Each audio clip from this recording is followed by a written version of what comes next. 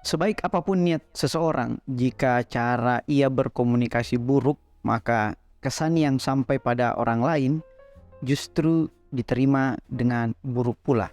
Komunikasi yang baik bukan hanya penting untuk menyampaikan makna yang ingin diberikan, melainkan penting pula dalam menerima makna orang lain yang akan kita terima, baik dalam bentuk lisan maupun tulisan. Nah, pertanyaannya kemudian, bagaimanakah komunikasi yang baik itu? Dan bagaimana pula memperbaiki komunikasi kita? Komunikasi yang baik bertumpu pada kejelasan makna di satu sisi dan cara menyampaikan makna tersebut di sisi yang lain. Logika dan retorika menjadi dua hal yang mutlak perlu dalam komunikasi yang baik. Secara akar kata, komunikasi berasal dari bahasa Latin yaitu communis, yang artinya berbagi. Sehingga komunikasi yang baik berarti berbagi makna yang baik dengan cara-cara yang baik. Sebaliknya, komunikasi yang buruk berarti berbagi makna yang buruk dengan cara-cara yang buruk. Makna yang buruk adalah suatu cacat logika atau kesalahan berpikir. Sementara cara berbagi makna yang buruk adalah tanpa menerapkan seni berkomunikasi. Misalnya dengan intonasi yang terlalu keras, artikulasi yang tidak jelas, dan bahasa tubuh yang negatif. Dalam hal komunikasi yang baik, manakah yang lebih penting? Logika atau retorika?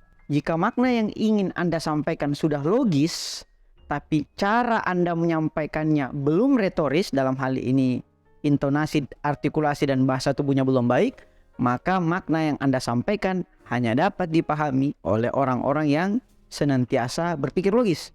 Padahal sisi emosi juga berperan penting dalam berkomunikasi. That's why kita butuh retorika.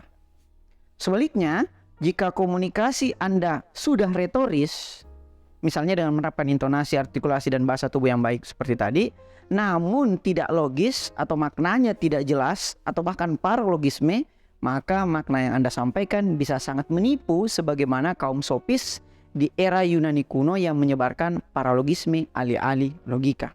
Adapun yang terburuk adalah komunikasi yang isinya sudah tidak logis dan cara menyampaikannya juga tidak retoris. Maka tetap dahulukan logika lalu kemas dengan retorika yang baik.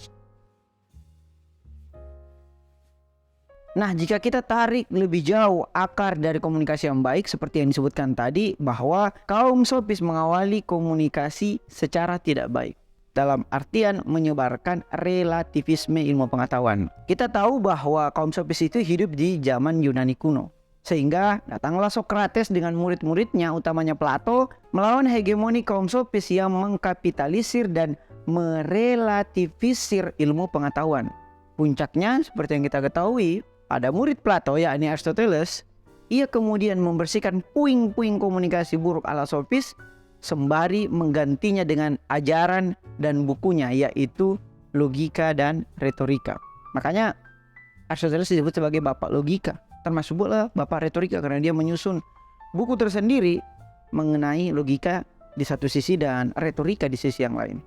Nah, kini tantangannya menjadi semakin kompleks lagi, karena komunikasi yang baik menjadi lebih genting dan diperlukan lagi. Mengingat kurang lebih dari setengah waktu terjaga kita dihabiskan bukan hanya di dunia nyata tetapi juga di dunia maya, dalam hal ini dunia digital. Betapa banyak miskomunikasi terjadi dikarenakan ketidakmampuan berkomunikasi yang baik di dunia digital. Hal ini diperparah dengan makin canggihnya robot di masa depan yang akan menentang perbaikan komunikasi sesama manusia maupun dengan kecerdasan artifisial. Misalnya kita mengambil contoh ketika kita memberikan komunikasi secara lisan melalui YouTube seperti apa yang kami lakukan saat ini, itu belum tentu maknanya tersampaikan dengan baik pada komunikasi digital. Begitupun dalam bentuk teks. Misalnya kita lagi melakukan pesan instan kepada seseorang, akan berbeda makna yang dipahami ketika cara menyusun tulisan atau chat kita itu tidak disusun dengan logis dan retoris. Lebih lanjut, Aristoteles telah menyusun cetak biru komunikasi yang baik lebih dari 2500 tahun yang lalu.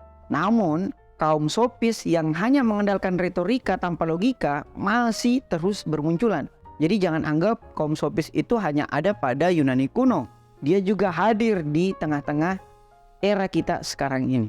Di sisi lain, ada pula kaum elitis yang hanya mengandalkan logika tanpa mau mempelajari retorika. Sementara tantangan ketiga bagi komunikasi yang baik datang pula dari kaum bacot. Saya menyebutnya kaum bacot karena mereka dengan kepercayaan yang berlebih terus-terusan menyebarkan komunikasi dengan logika dan retorika yang buruk. Dalam dunia digital, kaum sofis seringkali menjadi seorang buzzer.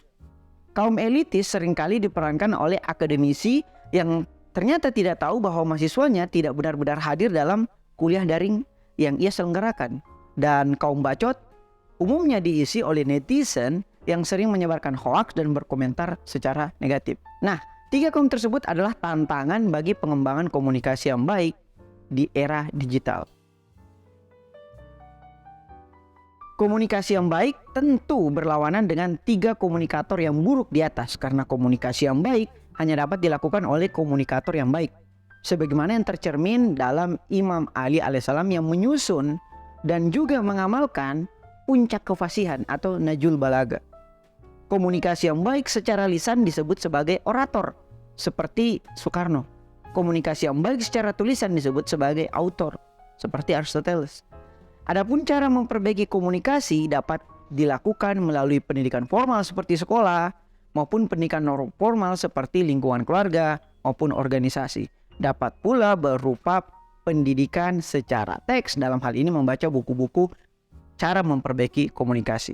Nah, sebagai penutup, seperti yang disebutkan di atas bahwa komunikasi yang baik hanya datang dari komunikator yang baik. Karena hanya komunikator yang baik yang mengamalkan tujuan komunikasi yang baik, yaitu tersampaikannya makna ke dalam lubuk hati penerima pesan. Adapun bentuk-bentuk komunikasi yang baik dapat dilakukan secara lisan atau orator maupun tulisan atau autor. Sementara kunci komunikasi yang baik adalah dengan memperjelas makna di satu sisi atau logika, dan menyampaikan dengan cara-cara yang baik atau retorika di sisi yang lain. Selamat memperbaiki komunikasi. Sekian, wassalamualaikum warahmatullahi wabarakatuh.